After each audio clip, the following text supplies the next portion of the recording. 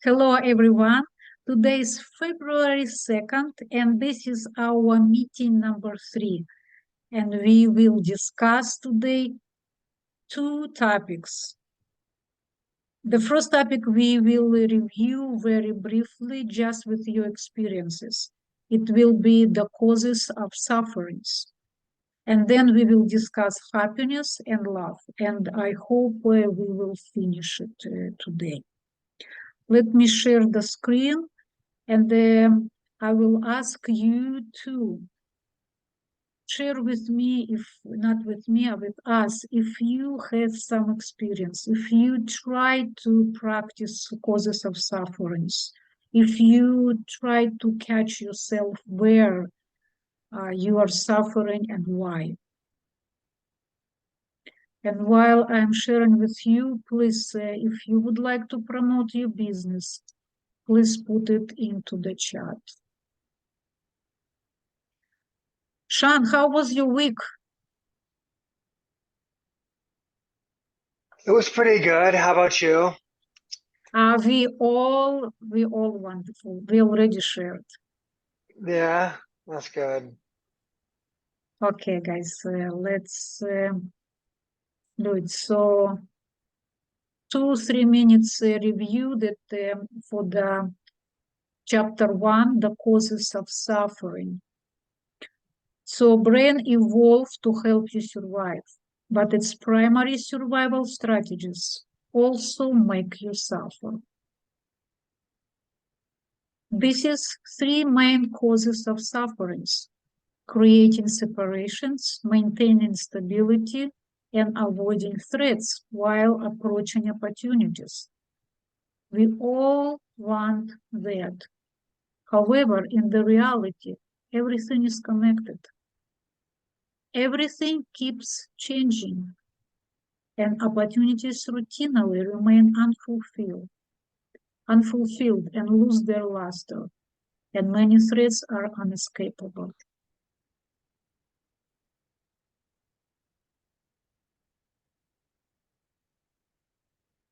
Approaching involves suffering, so anticipation is greater than reward. Okay, in order to not put everything in one pile, what do you want to tell, to share, if you were able to catch yourself in 3 causes of sufferings?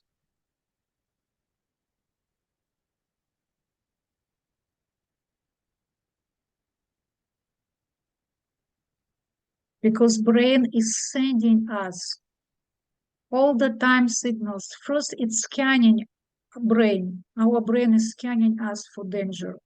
And if something change, it's going alarm into our brain. Danger, pow, pow. And we are become nervous. We become frustrated.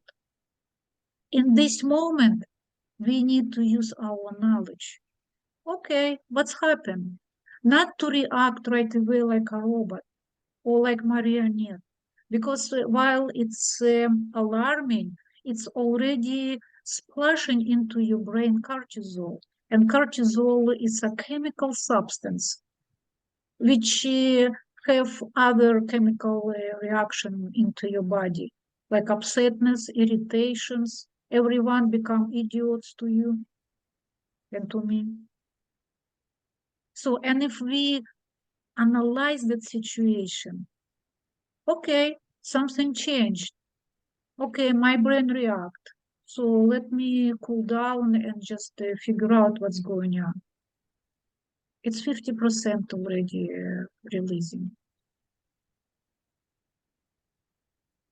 Everything is connected, is much more complicated. We cannot discuss it in a minute. What? How's about approaching that involves suffering? How's about anticipations? Were you able to catch yourself? I want something. Oh my God, I so want it. And it didn't come, and I become nervous, and I become upset, and I become irritated. If you catch yourself in this moment, just say, okay, what will happen when I will get it? Is it really that great? Okay, I will be happy for the rest of the day. But what is next? Should I be worried about it so much?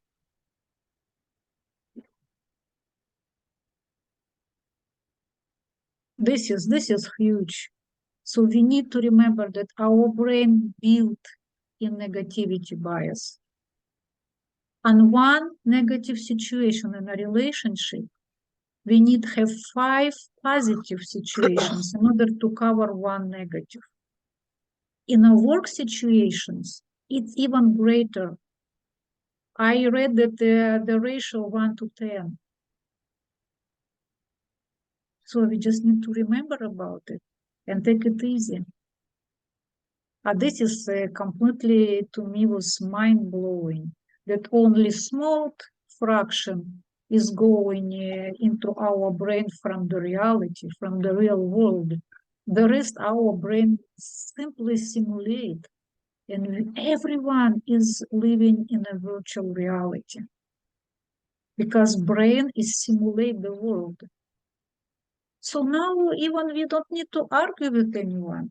I actually remember that all the time. What's the point to argue with someone and put your opinion if that person is living in his or her virtual reality? Just take it easy. It doesn't mean that we need to agree with that person everything, but just already understanding that it's already make it easy, right? Hello, Zora. Very nice to see you. Hi. We are repeating chapter number 1, causes of sufferings. Have you been at our meetings? Have I what? Have you been at Buddha's meetings, Buddha's brain? No. Yes, it's huge. It's huge. I didn't Maybe know if you I would didn't be know you guys started already. When is it?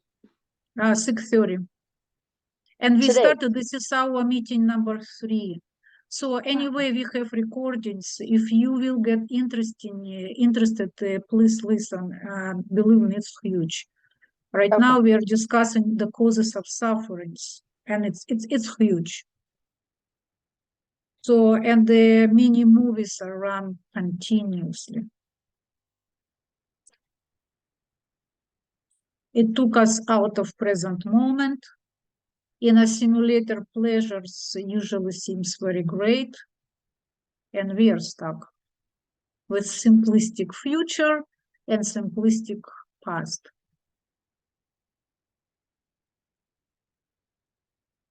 Okay, so any comments?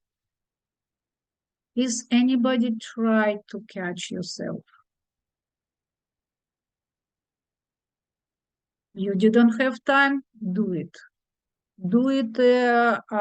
Never late to start. I do. I worked on some of them actually continuously. Before to start our meetings, how I told you, I made a presentation for me, and I was going almost every other day to remind myself. Yes, Katie B, please. Thank you. Yeah, I have been working on it myself. That whole stat about, we tend to remember 5 bad experiences to one, high vibe experience. So I totally took note of that in my brain cell. And so now whenever I find myself complaining about something in my mind or criticizing unfairly, I do this mental exercise where I try to remind myself of the good things associated with this event and not just focus on the negative. So I have been working on that shift. And another thing is I was watching Dr. Phil today on a replay, and he said that the stat that he said was 2/3 of marital couples don't resolve their arguments. And so I don't know why, I just feel like it's so related where, if we have a disagreement or a misalignment with somebody, it's okay. It might not even get resolved, but it's just okay to know that fact that, I agree to disagree and just leave it at that. Thank you so much. Absolutely, absolutely. Thank you. You gave an example from happiness. Yes, and actually, I'm enjoying to do that as well. So wonderful. I was sharing with you guys that I caught myself on mini movies. Usually it's going 1 to 2 to 3 seconds. I said that, he said that. How bad is that? I said that, he said that. Again, and what if I will say that? He will say this, and it's going and going the whole day. So I try to stop it, and it's actually completely possible. We are spending our life in it. Okay, if you want to add something, please do it. The first and second darts, we were talking about it, that the first darts is unescapable and unavoidable. It's like physical discomfort or mental discomfort. However, and what we need to do when we have first dart, just work on it. It's like a physical discomfort. We are doing it we know what to do, but mental discomfort is absolutely the same. It's just our body signal us something is wrong in your emotional state, in your mental state, in your relationship. So we need to work on it, fix on it, or accept it, or move away. So do something. But we are going into sufferings, right? And most of our sufferings come from second darts. And what is second darts? It's what we throw ourselves. It's basically when we cannot stop with mini movies running all the day, days, weeks, months, sometimes years. Somebody said something and we can go into details for weeks, for months, for years. So stop your second, do not throw the second darts. And we talk a lot about it. I cannot go into all details again. So this is all the problems which are going from throwing our second darts. And so as Buddha said, that pain is inevitable, but suffering is optional. Fantastic. I think it's a big one.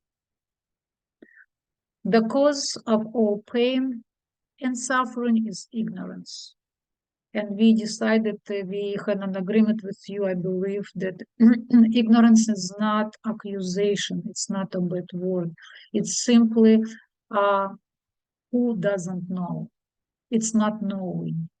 So it's not a bad word. In spirituality, it's used all the time. A problem cannot cause suffering. It is our thinking attachment to it that causes suffering. We also discussed everything. So any comments? Yes, Katy. I'm just going to be a debater, but I do think sometimes for some people it is ignorance, but I think for many people it's ego. Ego is the cause of suffering, not ignorance. Thank you so much. Right. Beautiful lady. Okay, guys, let's move ahead. If I don't have any comments, please, anytime. If I started already and you have wants to add, share, please raise your hand. I will stop right away. So we also talk about it. We were talking about that our mind built from experiences and our body is built from foods. So just remember that we don't see how our mind is changing from experiences. But if it's, for example, if we will take our mind is smooth and we will put any experience, it will make its road. And then the other situation will put on this road and ride right away. So this is the problem. But we can rewrite our brain because it's brain has plasticity. We can rewrite it. But we talk about the danger of implicit memory. Implicit memory, it's unconscious memory. And it's unfortunate, like an iceberg, to remember we talked that it's remains forever unconscious. So it sounds pretty scary, right? This, what is unconscious, it's actually, however, very secretly behave our and lead our expectations, models of relationship, emotional tendency, and even general outlook. So the question then, what to do with it? Well, just think. We have explicit memory, where we remember, we are conscious, and we have a lot of biggest part of our memory which implicit. It means unconscious memory. This is conscious and this is unconscious, and it's rule us. So what to do? This is my personal question to you. Just there cannot be wrong answer. Just any suggestion, because it sounds scary. I read and think, okay, where is the solution? I like solutions. I don't like to be scared.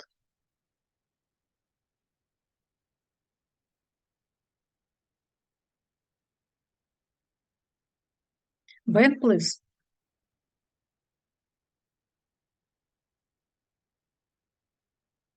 Hello, Richard. Welcome to the group. Welcome to the meeting. Thank you. Yeah, when there is suffering, and I mean, we're holding on, like you said, attachment, we're holding on an opinion or a view or a direction of looking at something. The way I do that, I'm trying to do, because sometimes we love to be right, is like going to different dimensions of looking at the same thing from different directions. Can I look at it from underneath? Can I look at it from the top? Can I look for it from the side? And can I look for it from the other side? In other words, can you look at the same thing you are attached to in a different direction? And by looking at it, by doing an effort of visualizing how the same thing can be different, you break up from your hold on something to be the way you think it should be. So you release your attachment from your mind, and then you can see it in 5, 6, 7, or 10 different ways. The same thing. It's big. It's big, Ben, and deep. Thank you so much. Katy B. Thank you. I'm harkening back to the visual that you presented. I might have been from 7 Habits of the iceberg, where 10% is visible and 90% of the iceberg is subconscious. So that goes to the explicit versus the implicit. And so just having that visual of the iceberg, that many times if I react and I don't respond, there's things going on subconscious levels, implicit levels, and just being aware of that helps me to reframe it, like Ben just shared. And you stand back, you reframe and say, where's this coming from? Thank you. Awesome, guys. And so I agree with all of you, and want to summarize and maybe add or maybe just summarize you from my point of view. First, accept. And Richard is here, probably he is busy. I think he would say that it's he's doing that all the time. It's a big impact. So accept the situation. If we don't accept, it doesn't matter where we are. We won't be able to move ahead. And after accept, forgive. First yourself, and then everyone around. And only after that, you will be able to questioning, and the answers will come to you.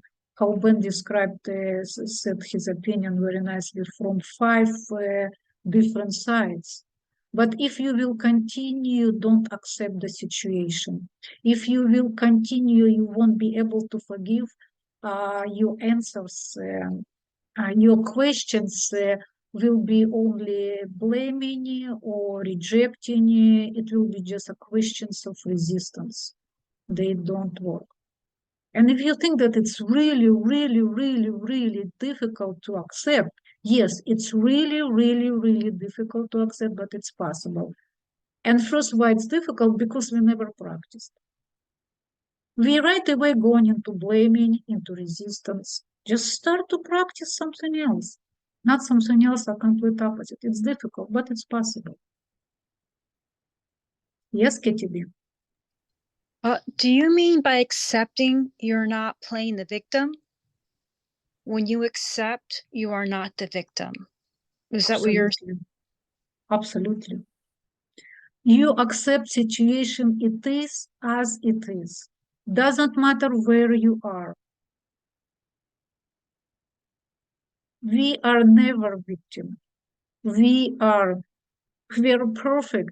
We are complete. We are eternal. We are accepting ourselves as a body. And this is exactly separation, one of the separation. And this is where the cause of our sufferings. But guys, I don't want to go into it. It's so huge that we can spend many months just discussing it. Yes, Richard? Just a quick example. Yes. For example, if you're driving and you're stopped by the police, just many of us, a large majority of us will simply say, okay, I accept I've been stopped by the police, and they may even give you a ticket, and you accept that you received a ticket. Then you can think to yourself, what is my next step? Will I have to pay for it? What can I do to avoid getting a ticket the next time? And so on. But if you don't accept, you can then begin to question the officer and ask them, why are you stopping me? So that's a quick example in my mind of what accepting is. Yes, it's a good example. There's millions of examples, and thank you for sharing. It's always good to have a good example. Yeah, thank you, Richard. Thank you. Yes, and so how I suggested that accept, forgive, including yourself, and move ahead. Or if you would like to go deeper, you actually can just move ahead. But if you would like to go deeper, how Ben suggested, ask. Ask and you will go deeper. And what to ask? Everything. Ask what is right now is bothering you. Or even, one moment, Ben, or even go deeper. What, for example, Maharaj. Maharaj is one of the greatest sages in our time. So he said that we believe in so many things on hearsay, and we never care to verify. The way to truth lies through the destruction of the false. To destroy the false, you must question your most inveterate beliefs. Inveterate beliefs. You know how many sufferings are in our inveterate beliefs? Almost all wars in the world come from inveterate beliefs. I believe I'm right. They are wrong. How many people were killed in the name of God just because they believe that their religion is right and somebody's religion is wrong? I personally know people who live in misery. They destroyed their lives, but they have strong belief in something, and they continue to propagate the other people, literally saying, do what I did, believe what I believe, and you will be happier. And they are completely unhappy, but they still do it. So this is the power of our beliefs. Ask your inveterate belief. and how to ask. For example, there is no offense, just the example. Of course, the biggest belief that God is the creator of the universe. Is it true? Okay, what an answer to me, is it true? How do you know that it's true? Did you hear it from your mother, father?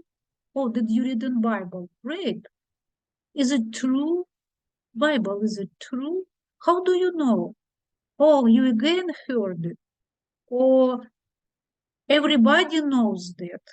No, how about the world believe in something else? And the Switzerland and some European country, they are completely atheists and they're fine. So is it true?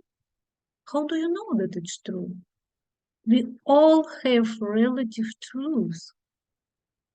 So start to believe that you know absolute truth.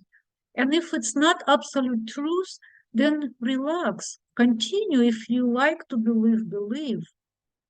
But do not depend on your belief. Ask yourself, does my belief make me happy? And if your belief make you happy, fulfill the beautiful family, great health, yes, I will ask you, what do you do? Share with everyone. But if you're unhappy, if your belief doesn't make you healthy, if you're without not only family, even without a girlfriend or boyfriend, and you strongly believe in something, then start to ask deeper. And the last thing, and I will ask Ben your opinion. This is a very interesting saying from the book Open Secret.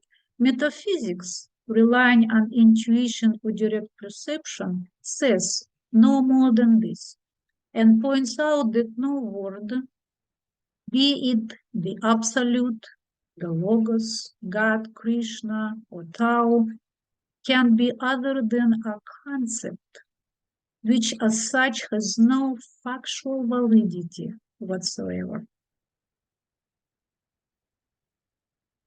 We don't have factual validity about anything. I don't want to put God or Bible down. No, absolutely, I respect it, and actually great wisdom there. But we need to accept that it's not absolute truth. It's just a concept. It's just for you to think. It's what I'm thinking, and I'm sharing with you. Yes, Ben, thank you for waiting. Yeah, Are you muted? yeah, I was going to like the police officer and this and that. You know, when you something coming over you, I mean, there's an imposition or a situation. I don't do it 100%, but once in a while, I know these two things. What you resist persists. Not only that, you become what you resist. So you have to be very careful to what you resist, because in that process, you will become what you resist. So if you don't like something and you resist what you don't like, or you're suffering, or you're in pain, or whatever, you resist that in your mind, in your heart, and your soul, you will become that, what you resist. In other words, it will become, it takes over you because you give it energy. But if you don't give it no energy, it just dissipates because it's no more in your life. It's gone. And what once in a while you think about it, of course, when you don't have it or this and that, nostalgia, no? But overall, it's not there no more. So you don't give it energy no more. So energy is very interesting, and you have to be very careful how you use it, because it's your Absolutely. gift. It's your gift. Thank you. Absolutely. Yes, yes. Thank you, Ben. Great adding. So the greatest trick of the mind, it's whatever you believe, you will experience. Katy B, please. Thank you. I was going to just reiterate what Ben said, because where your intention goes, that's where your energy flows. And so if you're in resistance, that's where your energy is flowing. So whatever your point of focus is that's where your energy is. And I had, Exactly. back to the empirical data, where there's so many things in our life that you can't prove because modern devices, I mean, how can even science prove that we even have thoughts? Is there a device that can measure that? Is there an MRI? Is there an ultrasound? So a lot of things that is spiritual related, there's no empirical data because there's no devices yet. I mean, we all dream and we all know we have dreams. Some of us are more lucid than others, but can you say, no, we don't dream because there's no empirical data? Just like, is there a God? Is there a creator? But there's no empirical data that we don't have the devices yet to measure that. So that's all, just a philosophical observation. Thank you. Yes, Katie, be very good. Thank you. Okay, guys. So from the chapter 2, happiness, and the chapter 3, love, I will share just some points. They're huge, and we won't be able to discuss everything.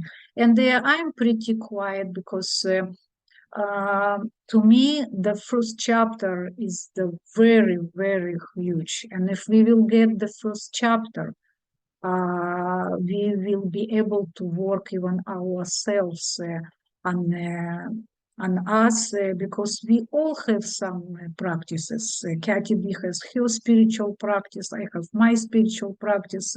Ben is very educated. Shan knows a lot. Richard, Zora, you all have something, so you can continue. If you would like to read, I will influence you. You read. They are pretty self-explanatory. I mean, chapter 2 and 3, they are pretty explanatory.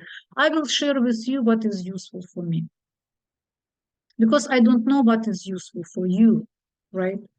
So all teachers are sharing what is useful for them. I'm not a teacher, I'm just a messenger from that book. So please don't accept me as a teacher and tell we are here all equal and we are just sharing the wisdom of that book. So this is, we talk already about it, this is huge, guys. The remedy is not to suppress negative experiences. They suggest rather to foster positive experience, to interweave into negative positive experiences. And they remember again that we don't see it, but our brain is always evolving. So if we will insert into negative emotion forcefully it's too strong, purposely, we will intervene the good positive emotion. They will, the neurons that fire, they wire together. For example, how to do that will be an example. If you feel from childhood that you are not appreciated, that you are not loved, and you can continue still suffer from it. And when you catch yourself, see, you need to have a catch yourself. You cannot just from anywhere to do it. In the moment when you suffer, when you think nobody loves me, nobody appreciate me, just remember who love you and appreciate right now. And purposely start to think about it while even you think that negative emotion. So this is how to intervene into negative something positive.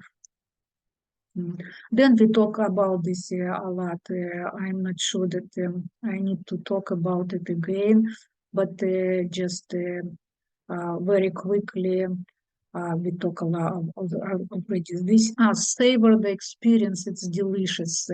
The good events happening all the time around us, we just don't notice them. Or even if we notice them, we don't feel them, we accepted them for granted.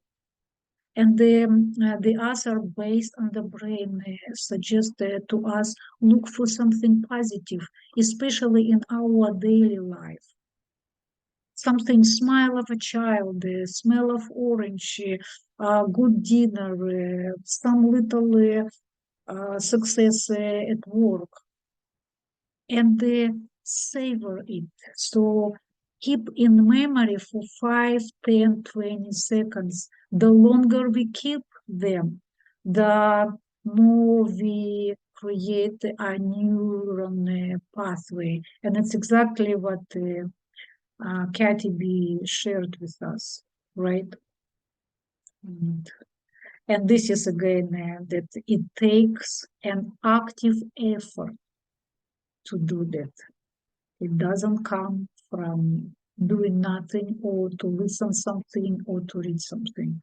Unfortunately, we are still doing that.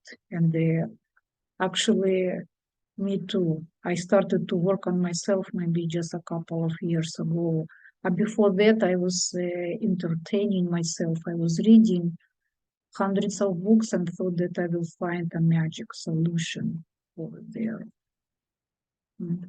So guys, we will very quickly go through empathy. It's for chapter number 2, and self-compassion and meditation. So guys, well, this is so much. Let me read very quickly. Empathy is the foundation of any meaningful relationship. Empathy is neither agreement nor approval. How to start to be empathic? We need to bring conscious intention to it. We need to feel strong and safe enough to receive the other person fully, because we can become vulnerable if we open our heart to listen another person. Then we need to be careful and not to ask questions in an argumentative or prosecutorial way to advance your own viewpoint. Use imagery. Asserting yourself. Doing the right thing draws on both head and heart. Preferably to write a personal code. It's a beautiful personal code. And when we write it, we need to visualize yourself acting according to your code, no matter what happens, and imagine the good feelings and other rewards that will bring you. And empathy is the basis of true compassion. And guys, this is just the part of everything what they suggested on empathy. So when I read that, my question was to me, will I do that? It's like huge.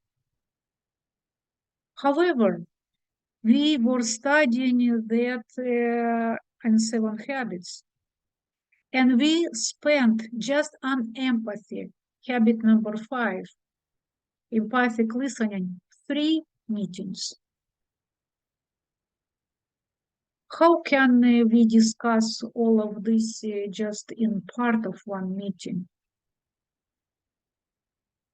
So this is why I'm telling to you, suggesting to you, not telling us, sorry, I'm suggesting that if you're interested, if you are in your level when you want to go there and do it, because empathy is the basis of true compassion, go read and set up for yourself your routines. The best, it's my opinion, join a group with similar people with similar interests. And the meaning of joining a group, not to just go quickly through some topic and jump on another topic. Just it's entertaining your mind. No, go and go deep, go to the group and go deep into the topic. Explore from all points and continue be with the group in order to practice. You will practice much better if you're the same people, the same like you are.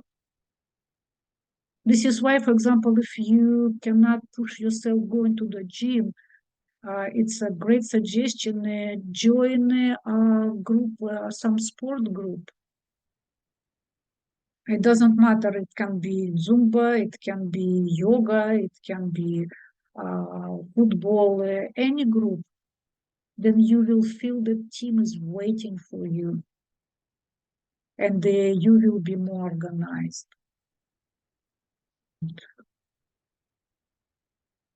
So, key point. Do I have a volunteer to read?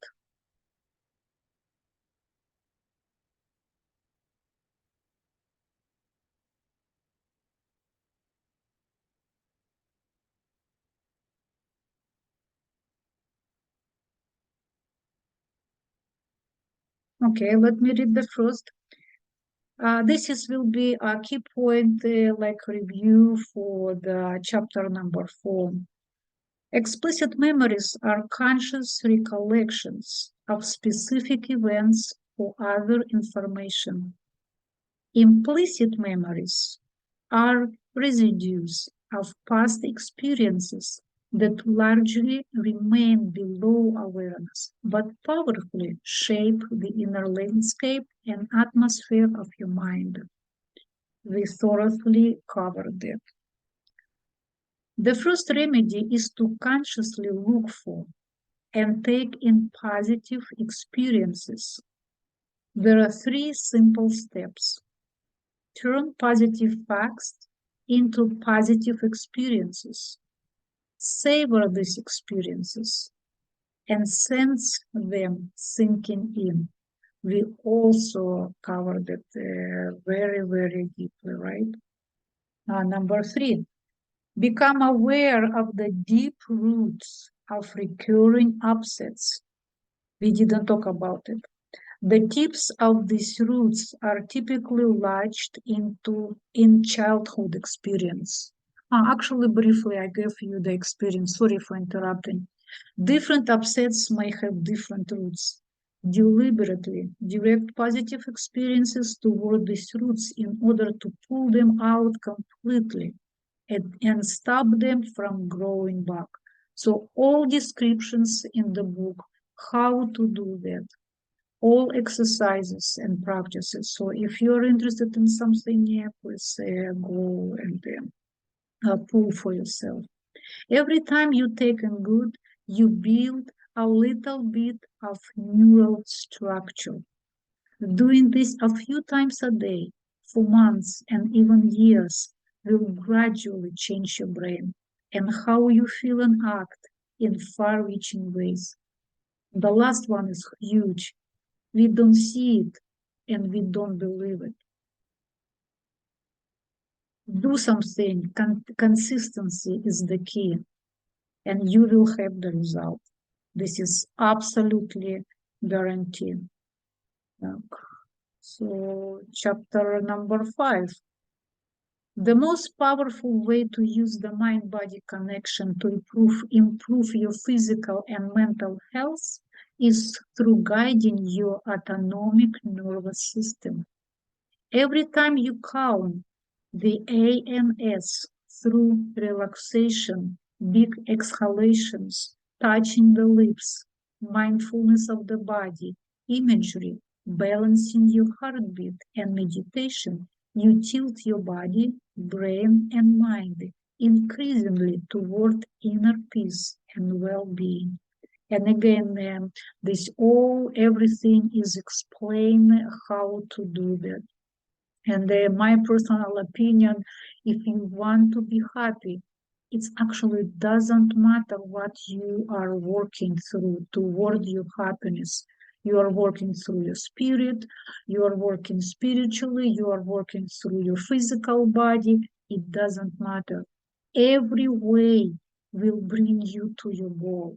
Yes, of course, some ways can be more effective, some ways can be less effective, but it doesn't matter. Whatever it's working for you. If, for example, I will be given the most effective way, Buddha will come to me and will say to Lina, this is the most effective way, do it. And if I'm not ready for that way, I won't be able to handle. It's like a bringing fifth grade school boy or girl and put in 10th grade. It's impossible. So whatever is your heart is telling to you, this is yours. I want it. I do it. I can do it. Stress, negative emotions, and aging all decrease heart rate variability.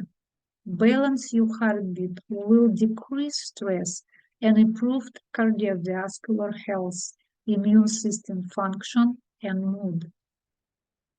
I don't remember which institute, but they offered, they said that some institute were pioneering in study of heart rate, and actually they came to this is very simple exercise, but it's very beneficial for us. And it's already what I want to pull your attention again. Everything is based here on science.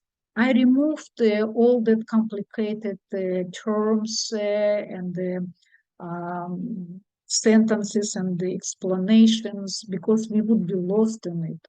I just took the meaning, but everything what is here is based on science. So why they are saying that it's beneficial, that while we are balancing exercise, while we are balancing our inhale and exhale, we have tremendous benefit on the cardiovascular health, immune system, and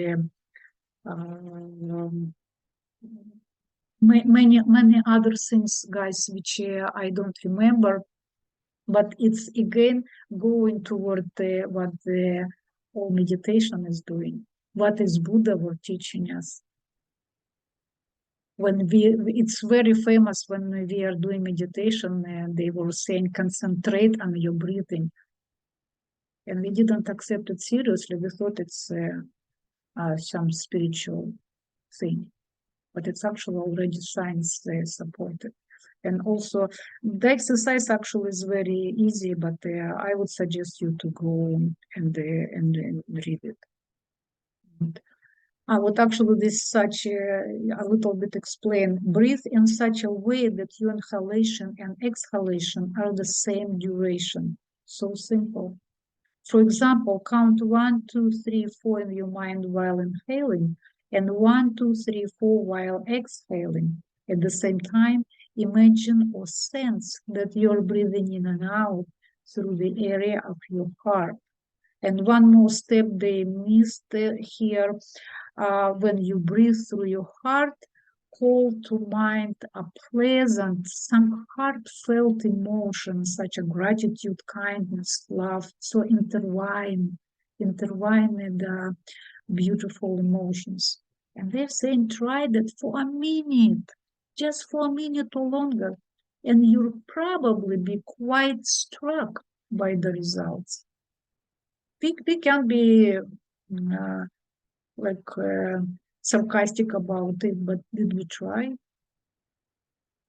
Just let's give it a try. And also I can tell you there is no other way. There is no other way to get into happiness, love, and joy, only with practice. No magic pills, no magic words. We were going into the problems years and years. Now we need to go back. And how go back? Only with practice. Meditation. Make a personal, I love it. Personal commitment never to go to sleep without having meditating that day, even if for just 1 minute. Also consider joining a regular meditation group in your area. I would like to offer to you 5 minutes break, and we will continue.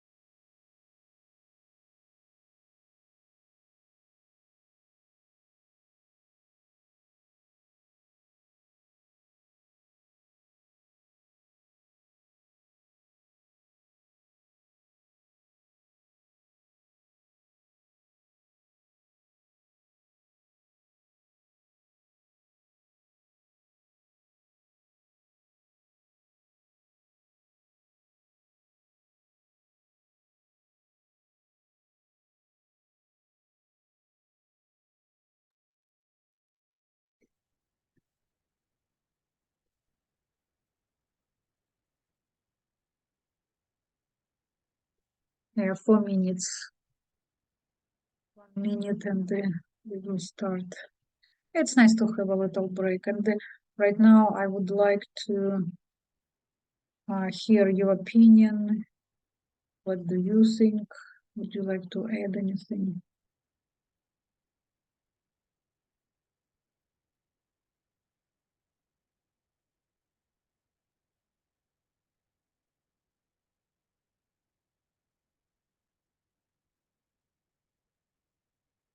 Okay, guys. I think next topic we will everyone will be able to add anything. So it's we will just briefly discuss, I believe, meditation. Yes, and do I have a volunteer to read?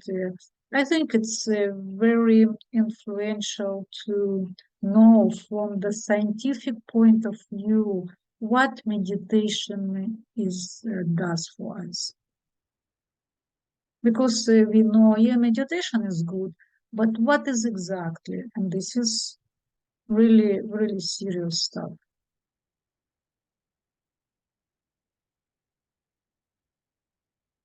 Yes, Katie, please. Thank you. Thank you, I'll read. Yes. Regular meditation increases gray matter in the insula, hippocampus, and prefrontal cortex, reduces cortical thinning due to aging, and prefrontal regions strengthened by meditation improves psychological functions associated with these regions, including attention and empathy. Can we read the whole thing, honey? Yes. Okay. Increases activation of left frontal regions, which lifts mood. Increases the power and reach of fast gamma range brain waves. Brain waves are the weak but measurable electrical waves produced by large numbers of neutrons firing rhythmically together. Decreases stress-related cortisol. Strengthens the immune system, helps a variety of medical conditions, including cardiovascular disease, asthma, type 2 diabetes, PMS, and chronic pain. Helps numerous psychological conditions, including insomnia, anxiety, phobias, and eating disorders. Make a personal commitment never to go to sleep without having meditated that day, even if just 1 minute. Thank you. Thank you, Katie. Be wonderful. So it's pretty impressive, right? Let's make a commitment.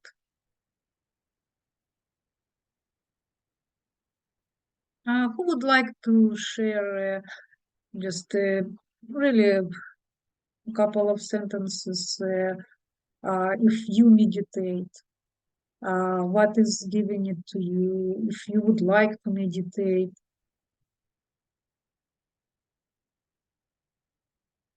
or if you are meditating, how to meditate? What do you do?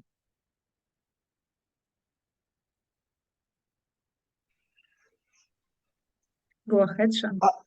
When I was taught to meditate through the Broward Meditation Center, it was like, you picture your mind has a bunch of thoughts, those are just a bunch of pictures that go into your head over and over and over again. So if you could take those pictures and you could imagine that there's a campfire, and you can, you can just get rid of those thoughts and just burn them. You know what I mean? Just take whatever it was, whether it's from your past or what happened that day, or to just kind of like, gather them all up and just one at a time, just you picture when you're getting rid of them, kind of like you're throwing them into the fire. That was one way. Right, you're completely right. It's one way. There's millions of different types of meditations. I'm doing 3 every day, and they are completely different. But like always, all different ways are leading to one point. All of them are leading to happiness. Who else? Thank you, Sean. Nice example.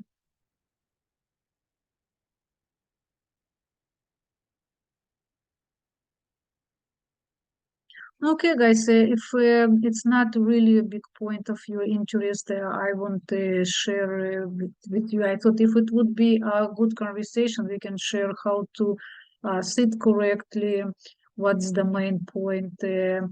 But if, for example, you all know everything or not very interested, we don't need to spend much time on it. From my point of view, I would just say that yes, the point of meditation is to stop your thinking.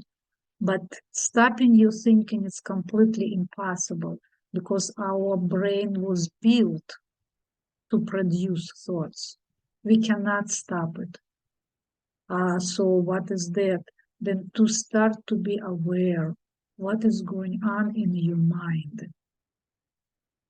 And only when we become aware, then we will be able to control and rule our brain. It sounds degrading, but literally our brain is controlling us. And we are like marionettes. We are following some stress, brain signal. Okay, it's danger. Cortisol sprayed in our body, and we are or shaking, or we are irritated, or we are angry. Right? I talked already about it. So, but if we will learn our brain, and it's going through meditation, if we will become aware of our thoughts, how they are coming, then we will be able to control our brain, and it's completely different level of life, actually. So the success of any meditation, it's not to stop your thinking. It's impossible. Just accept it. It's impossible. We try to achieve impossible. But how is it going? It's again from my perspective, from my study. So the thoughts will appear into your mind. Do not go with those thoughts. Do not interpret with them. Do not become that thought. Just, okay, hello, and let it go. And the thoughts will go at first like crazy. But if you don't put attention to it, and we talk already, Kathy B was talking, Ben was talking about attention, Richard was telling that. If we don't put our attention, it's become weaker. And during the time, the thoughts will appear less and less. And with those minutes, seconds, not minutes, seconds without thoughts, it's a pure happiness. It's a pure awareness. It's actually who we are. Because all problems are thoughts. Sufferings are thoughts. Do you remember we talked already? So no thoughts, no problems. And we think, how can we operate without thoughts? I can. Because what we are thinking, it's our mini movies is going in our heads. He's bad, I'm good, all that stuff. We need our brain, of course, we need our mind, but not so much how we are using it. We are actually abusing our brain and our minds with our absolutely unnecessary thoughts. 80% of our thinking needs to be thrown away, and 20% is completely enough to manage our life. The rest, it can be happiness, but 80% is our crazy thoughts. So this is the meaning of meditations. Yes, Ben, please. You said it beautifully, Elena. Thank you. Amazing. Thank you. It's enough. Thank you. Okay, let's move ahead. Thank you. Happiness does not depend on what you have or who you are. It solely relies on what you think. Any comments?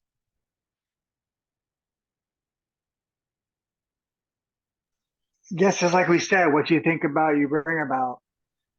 Yeah, thank you, Sean. Richard, please.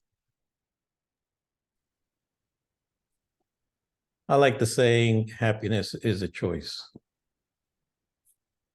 Yes, yes, thank you. Ben, please.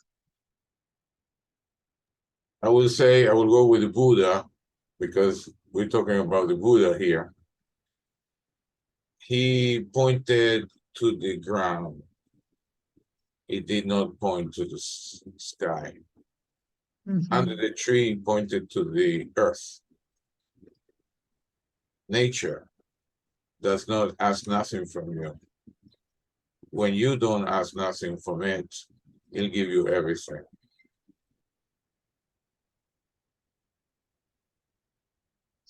Say it again. The last sentence.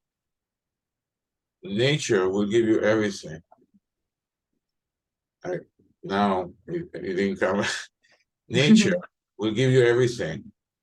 But when you ask nature to give you, it'll take away from you what you try to get from it. Because it gives you everything, you're resisting what nature can give you. But when you become nature, you become exactly like it.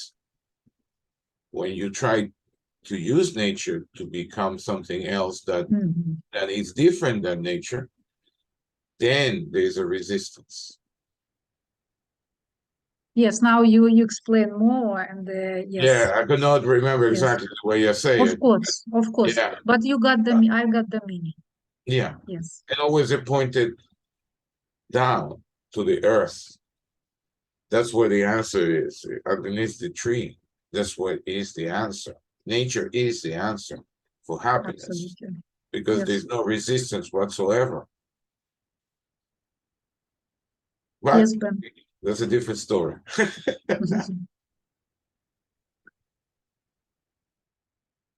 Okay, so we are in love. And we discussed it on 7 Habits. If we could read the secret history of our enemies, we should find in each man's life sorrow and suffering enough to disarm all hostility. It's something to think about it. I actually contemplating about it. It's beautiful. Any comments? Anyone would like to share?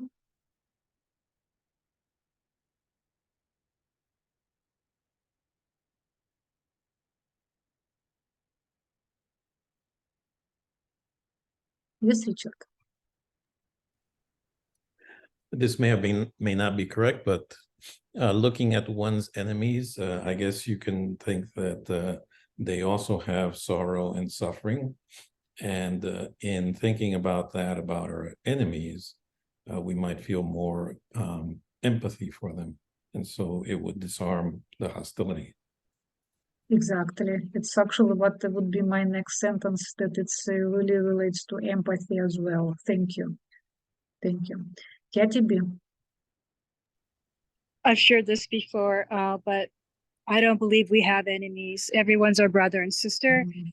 I would just replace that word enemies with our brothers and sisters. I just think that's just a more loving and of unity consciousness. Thank you. We need to come to it. It's what we will have next slide, next a couple slides, and it will explain why we have it. But I'm sure, KTB, you were working on yourself, or you were born like that. What can you say? I just try to practice that we're all united and connected Exactly. consciousness. Yes. And whenever you use the word enemy, like I have to say, I've eliminated certain words from my vocabulary, and one of them is hate. And the now I'm coming. The other word is going to be enemy. I don't want to have any enemies. I just don't want to have them in my vocabulary. It's not loving. It's not kind. It's not of unity consciousness. Thank you. Thank you. Thank you for sharing great aiding. And you're a great example. So she's working on it. And she will come to her goal. Yeah, thank you, KTP. Ben, please. Well, I think there is a degree of death wish in human beings. I mean, the suffering itself, sometimes people don't want to feel the suffering and they don't know what to do about it, so they get desperate. And then, in a way that enemies are a projection of a mirror, rather than, in order to have an enemy, you have to have a war. So a war is a cleansing of that death wish to some degree of non-existence, that cleans the ones who actually went to war. And actually they sacrificed themselves for whatever they thought, but at the end of the day, if they really didn't want to go to war, they won't have gone to war, or they have died very early in war, rather than kill. So sometimes people want to kill the suffering, and by doing that, they're killing themselves. So nobody to kill, no enemy, never been an enemy is us. The enemy is us. So I would say the shadow, the one that lurks in the subconscious, and the one that actually maybe we don't want to face, but when you face, you release it, and then it becomes your friend rather than your enemy. Thank you. Yeah, it's big. Thank you, Ben. Richard, please. Well, to accomplish what Kathy B was suggesting, eliminating enemies, or even the word enemies. Longfellow, I think, is describing that, because once you empathize with their sorrow and suffering, he says, it disarms all hostility, which then removes the enemy. Very attentive. Thank you, Richard. So it was a story about a Native American elder who was asked how she had become so wise, happy, and respected. And she answered, in my heart, there are two wolves, a wolf of love and a wolf of hate. And it depends on which one I feed each day. And we've heard many times this story. And now maybe it's a time to look at it a little bit deeper, because it's already, how I repeat many times, it's already science tell us. What does science tell us? That we cannot stop unwanted habit. We can only reduce it by substituting with the habit we want.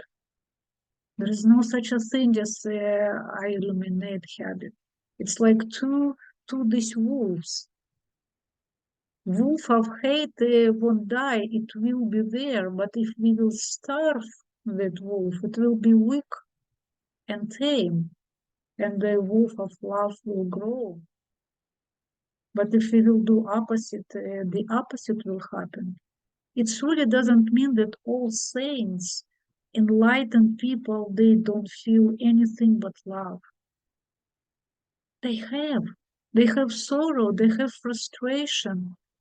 They even can get angry, but it's so little because they starve their wolf of hate. Starved, and that wolf of hate is very, very weak, but it lives until we will have body, we will have them. Our body is ego, so it's equal. We cannot remove ego completely.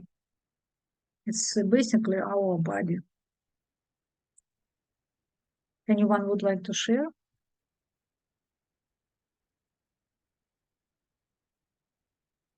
KTB, do you want to say something, or you didn't lower your hand? Sorry, I forgot to lower my hand. Thank you. Okay. Okay, then I promised to you that I don't remember who was talking about it very beautifully, so we will go about, oh, Katie Beats, toward your comment, why we are still have the wolf of hate in us. So, very briefly, guys, but it's very interesting. I couldn't miss it.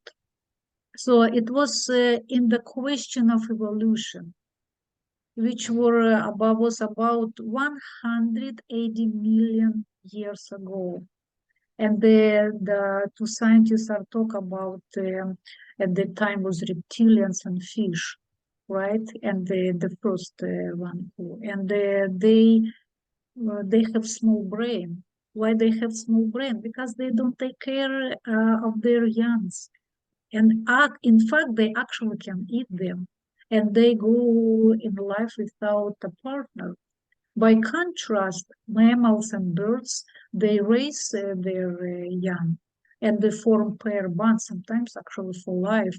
And for that, they need a bigger brain. Why? To better plan, better communicate, better cooperate, better negotiate. And they're so funny that the skills the human couples discover are crucial, right? So this was, again, remind 180 million years ago, the first. Then primates, and it's the next major step in brain evolution. And it's occurred around 80 million years ago. And it's already more complex relationship and requires more complex brain. For example, chimpanzees, they are laughing and crying, and they actually supporting other members who are upset. And finally, humans. You know that before agriculture happens, and agriculture happened just 10,000 years ago. Our ancestors lived as a hunter-gatherer bands, and they were living just fewer than 100 members. They were searching for food, avoiding predators, competing with other bands for scarce resource. And in that harsh environment, they were very in big dangers, in skin at all. And what is interesting fact, what they want to say, that in that harsh environment, who cooperated with each other better, they lived longer and left more offsprings. Then even strong teamwork, usually they survive, and people with weak network, teamwork, they couldn't survive. So actually, on the level of basic, when just humans appeared, it's already beneficial. And of course, you know how it's beneficial right now in our lives. So what I want to say also, what the author is saying, that this is reptilian brain, and see how small is it, but it's still in us, and it's still from the 180,000 years ago from vertebrates just appeared. Then the limbic mammal brain, it's from hunter-gatherer. This is already a little bit bigger, and this is our new brain. So we have all these three brains still in us. So only with our conscious attention, active attention, we can stop that our reptilian brain would control us, and our mammal brain would control us. So every memory of our ancestors are in us. And so what they're saying, that we are loving creatures. So the question is why our history is so full of selfishness, cruelty, and violence. And all of that exactly what I described previous, because of the harsh environment. And not only it was our ancestors were exposed to starvation, predators, and diseases, it was some climate ups and downs, brought scorching droughts and freezing ice ages. And in those environments, our ancestors become aggressive to each other just in order to survive.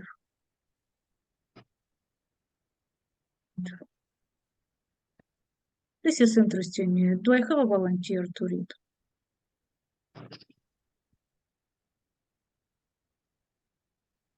Yes, Richard, please. Thank you. It's easy to hear about a dreadful murder across the country or terrorism and torture across the world, or milder forms of everyday mistreatment of others close at hand, and shake your head thinking, what's wrong with them? But them is actually us. We all have the same basic DNA. It is a kind of ignorance, which is the root of suffering, to deny the aggression in our genetic endowment.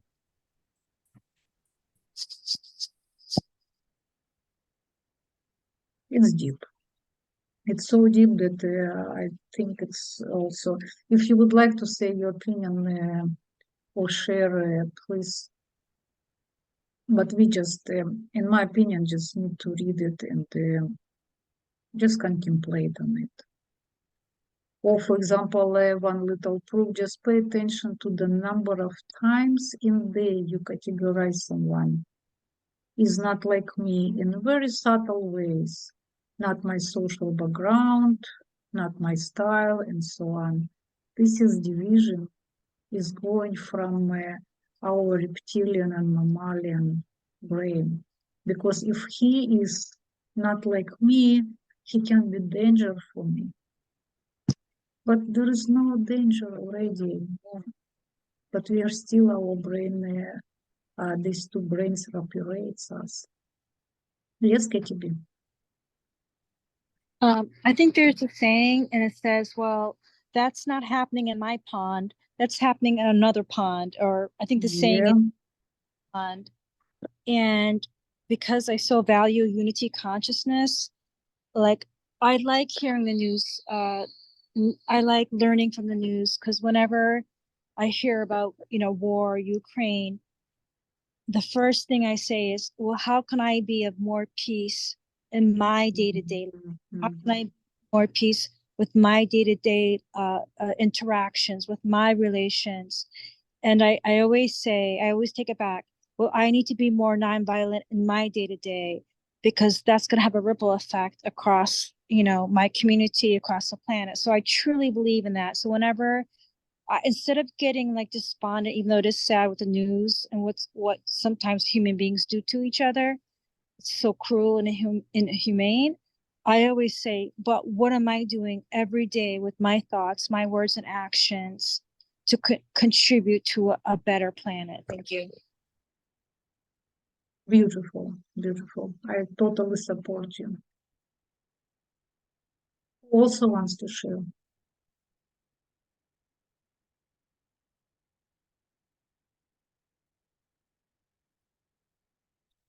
Okay, then let's move ahead. And we will go right away to key points. Yes, Ben? I agree with just what was said. I will add a little bit something. Sometimes we indulge in pain, in other words, other people's pain secretly. In other words, somebody else is suffering. I'm not suffering. That means I'm in a better position because I'm not in their position.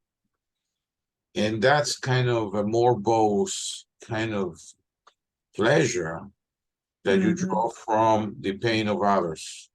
And sometimes, example, in the United States, horror movies are big. There's a big horror movie fans. But you don't have to go to the movies to see horror movies. You just go to CNN. CNN, you'll see horror movies. But Exactly. where I'm going with this, and I will support with what she said, is where you put your attention to what you really want in life, not what they want you to pay attention to what you need to pay attention to yourself.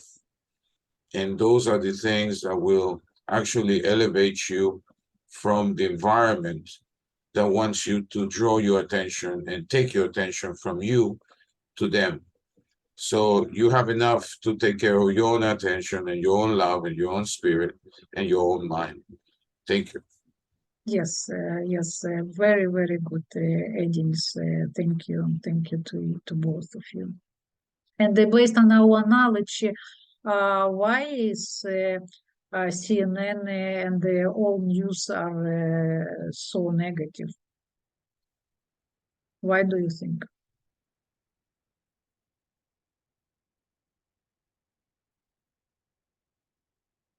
Yes, Ben. I think they draw pleasure out of suffering of others, people that watch it. It can be, yes, can be. Yeah. In other words, it's like the mass shooting and this and this. It's never positive news. Even though at the end of the year, CNN reward people that made a change in somebody else's life. It's very strange. You know, CNN has a big award ceremony for people that contributed in positive way to, you know, and at the same time, they feed people suffering in Pakistan and places like you never will be. It's not in your neighborhood, it's not in your life, but it's somebody else's life. And there's nothing positive about it because you cannot do nothing about it. They just show them their suffering. What are you going to do about it? Sometimes you can do about it, like an earthquake, and you can help those people. No, and it's fine. But otherwise, if you don't do nothing about it, you're actually drawing some pleasure out of their pain by looking at you that you're not in that position. I agree with you. It's one part, so I completely agree with you, but it's not the total, but it's a big part. Yeah, So but that's, yeah. yes, I yes, don't have the total. you're right. I don't have the total. The total will be not even the total, but the major part is from this book. Our brain is drawn to negativity. Our brain is built in negativity bias. So it's very attentive just because our reptilian and mammalian brain are involved in our survival. We are naturally drawn. Whatever we hear something negative, we are right away alert. Oh, something dangerous for my survival. We don't think this, of course, but it's our unconscious brain. You know, if we take the whole world, there is negative news can take maybe 20-15%, and the rest are good. But nobody is showing them to us because nobody would be interested in it. Nobody would watch it. We're accepting it as a granted. So this is why all news built on negativity. Just attention. Do I have a volunteer to read? Key point for chapter 8 in love.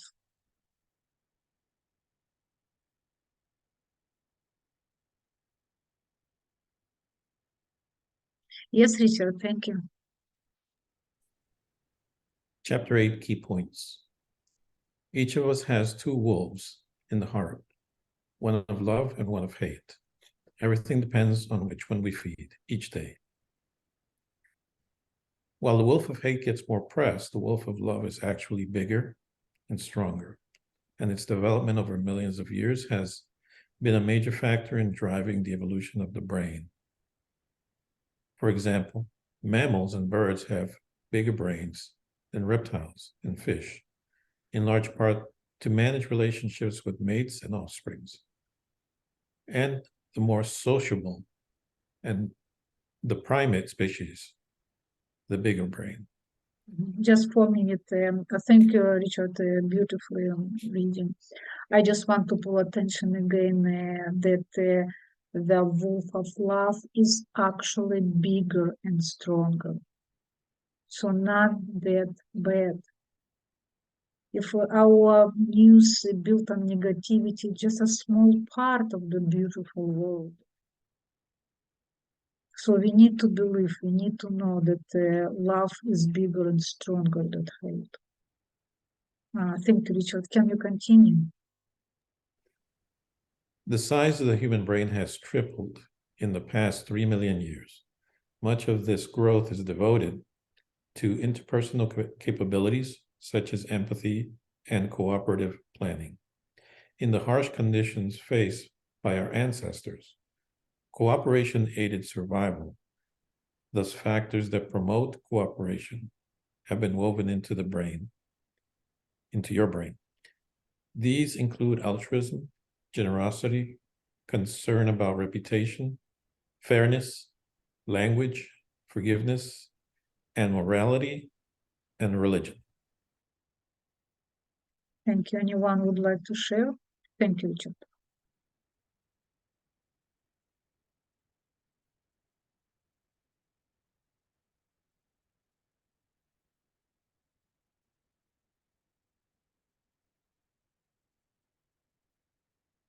It's a good information to contemplate. For example, concern about reputation, it's actually involved in our brain for millions of years. And again, why? So if people don't accept me, don't appreciate me, I won't survive. So in our time when we don't need survival, do we need to be worried about it that much?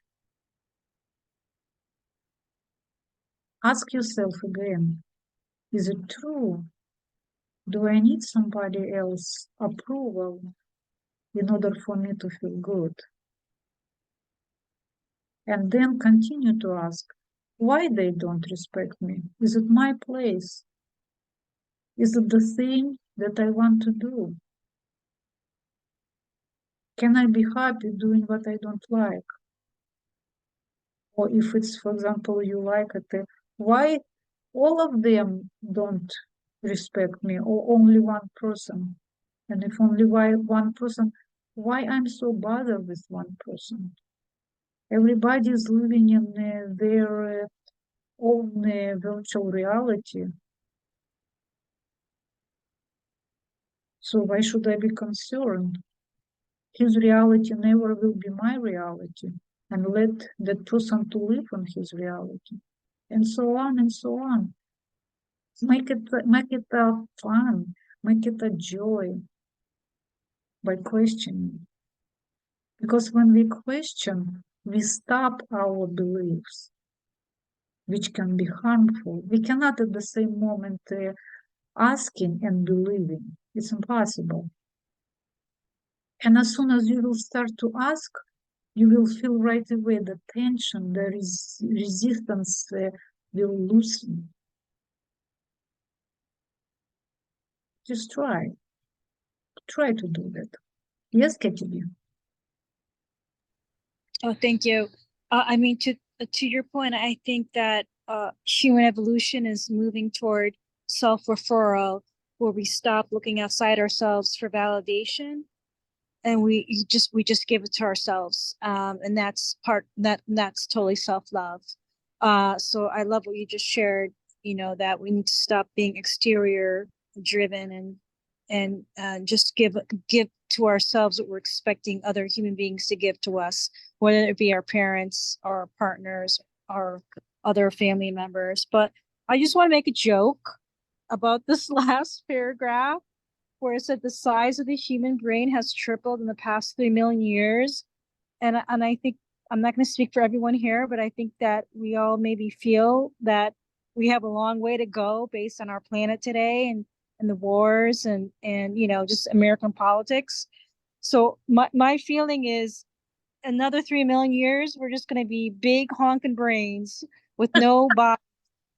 Because if it's tripled, it's going to have to freaking be exponentially tripled when we really are just totally empathic and compassionate to each other. Thank you. Yeah, but 3 million years, so you're talking about another 3 million years. Thank you, it's a Exactly. beautiful, We're beautiful brains, ending. walking big brains bodies. Yes, yes, yes, it's absolutely possible. We've seen a scientific movie that if a person, people will live on Mars, they also will change eventually. They will change the color of their skins because their atmosphere is different, hair and a lot of things will be changed. So you're completely correct. Thank you, Katie. Beautiful. Ben, please.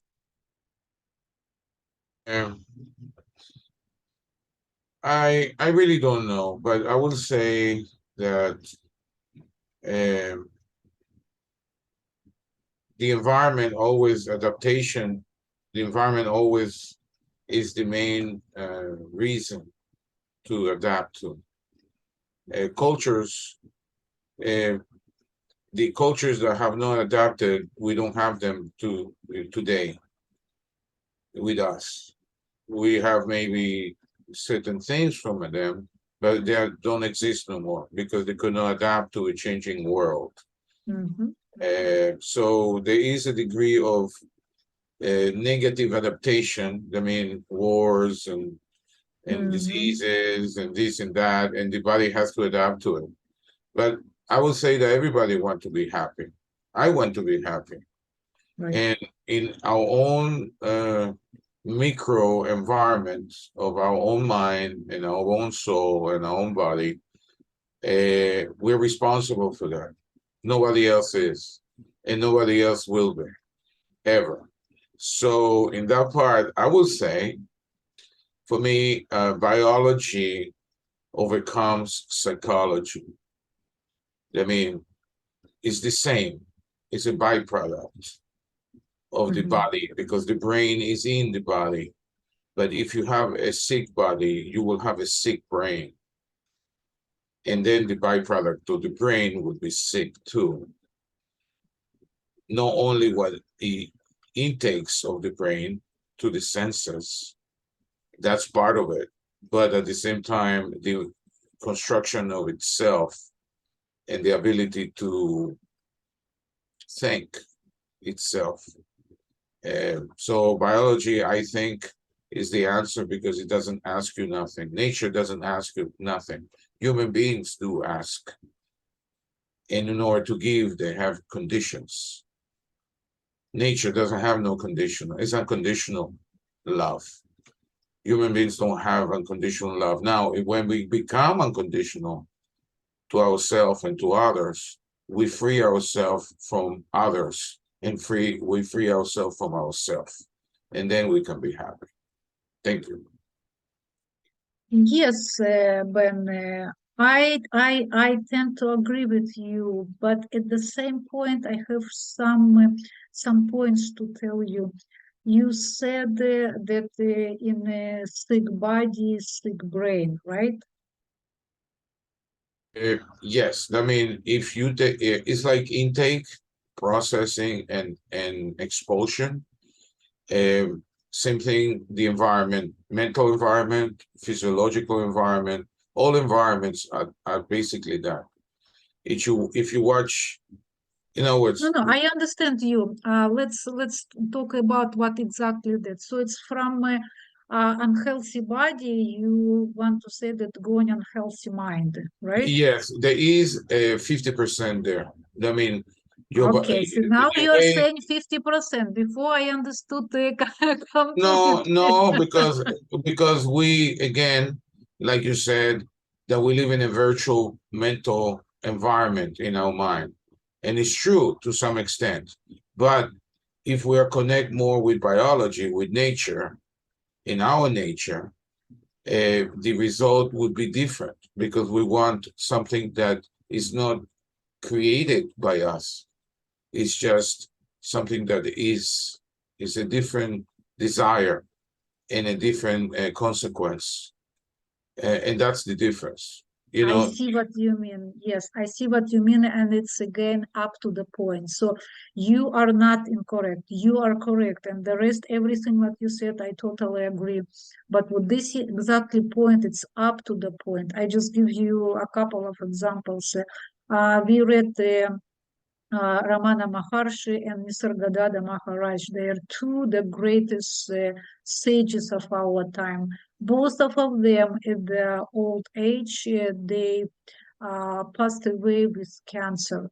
And while they had their sick bodies, they were on their high level of spirituality and accepted hundreds of people, and they were on their top.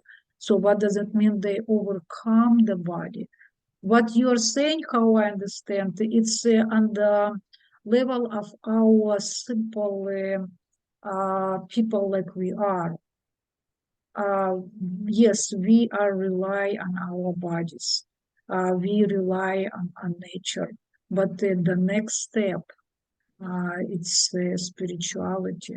And spirituality is overcoming bodies.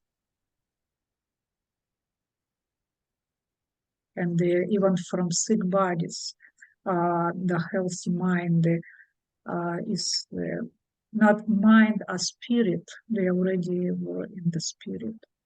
So you're taking mind. Yeah, they controlling their mind as well. Even they were sick, they were happy. So it just only one point. The rest, everything what you said, it's beautiful. So let's we move ahead. Anybody who wants to share?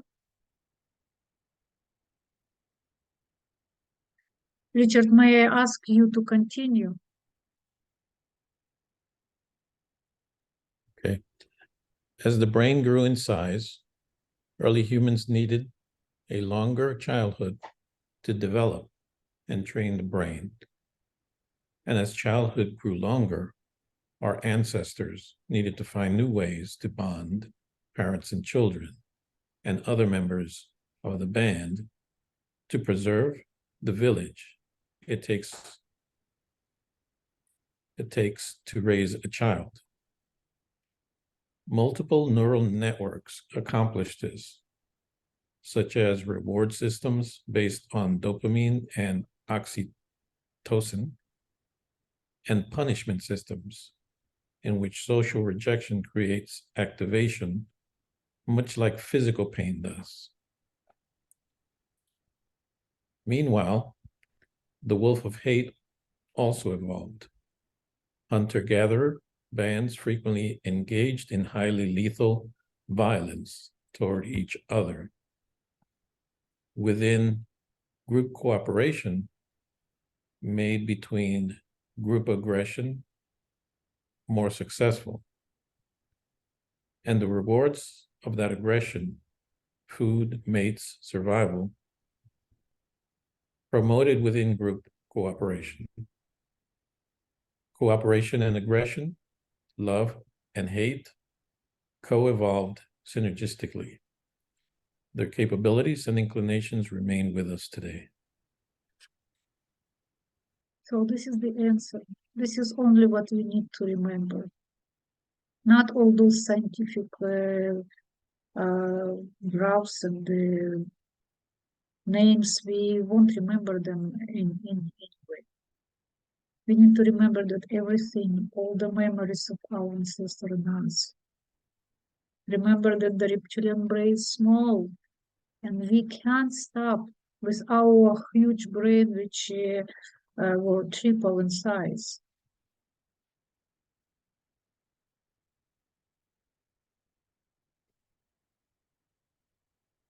Anyone would like to share?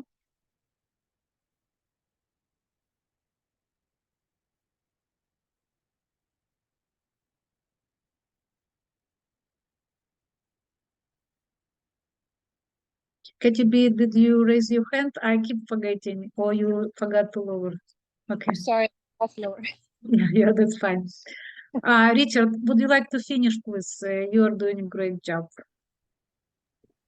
Sure.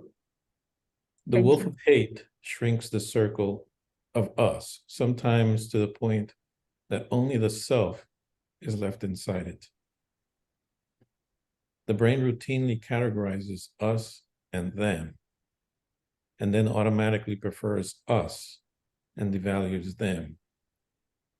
Ironically, sometimes the wolf of hate is set outside the circle of us. But there is no killing the wolf of hate, and denying it just lets it grow in the shadows. We need to acknowledge the wolf of hate and appreciate the power of the wolf of love, and then restrain the one while feeding the other. It's what we started, do you remember? It's big, the last sentence, that we cannot kill the wolf of hate. It will remain in us for maybe a couple millions of years, but it will become slower if we will start to work on our wolf of love. Also, we cannot deny it because it will grow in the shadow. So accept if, for example, you have some problem, I have some problem, I need to analyze and do not create for myself excuses. It's his fault or her fault or government fault. Yes, I did it. It's hard at the beginning, but it's okay. Yes, I did it. How can I do it better next time? Forgive yourself and move ahead, with the goal that I won't repeat it again. So there is no point to hide it because it will grow in the shadow, create excuses. And this is the last, boundless kindness. All joy in this world comes from wanting others to be happy. And all suffering in this world comes from wanting only oneself to be happy. It's already science telling us that about it. Usually what we've heard only spirituality, right? So it's what I believe. Very soon, maybe not soon, but our children will study brain and will know what make them happy.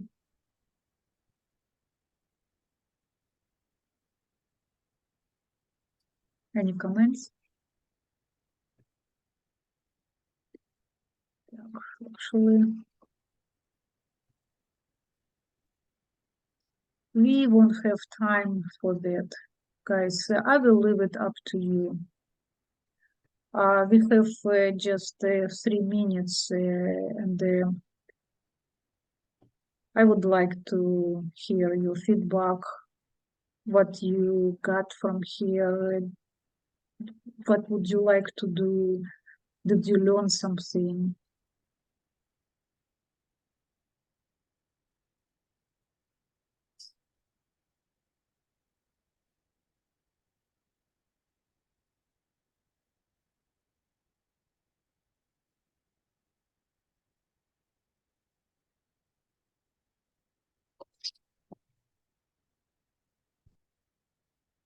Yes, KTP. Thank you. I think I just learned this evening how complex humanity is and all the Yeah. underlying factors that go into make us who we are and how we react and not respond. And so it's clear to me that if you consider yourself a healer, which I don't consider myself to be, that, you know, got to detach and let go of that. You can only do so much because it's a whole major endeavor based on biological, factors and criteria. So to keep that all in mind as if you're a light worker. Thank you. Very enlightened. Thank you. Thank you. To me personally, this book is big adding to my major books of my collection. I consider this book very serious. First, my brain is scientifically built. And I believe what they're saying, if you would read the book, it's very, very, very scientific. So I will continue to work on sources of sufferings. I will try to catch myself in all those things which we discussed. Then I will continue to actively look for some goods and intertwine them while I'm upset about something. I will continue to questioning all my inveterate and beliefs. Whatever I'm upset, I can ask myself why I'm upset. And it's exploring yourself. We don't know ourselves at all. We think that we know.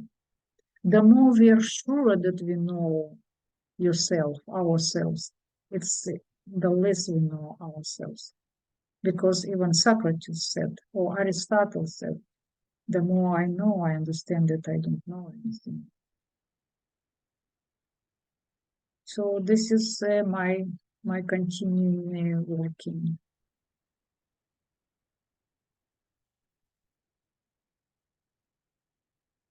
Okay, guys, it's a theory. I really, oh yes, Sean, please.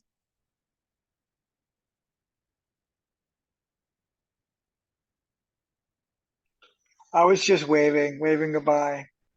Okay. Yes, I'm very all the time. Saying goodbye. Yeah, I cautious about the time. It's 2 hours. I really don't want to hold you, but, because I'm in hurry to finish to let you do your things. So thank you so much. I look forward to see you in 2 weeks for the last meeting, and it will be wisdom. Will it be about very interesting? Please try to do something, and do not work hard. Be kind to yourself. Be patient to yourself. Yes. Thank you. Bye-bye.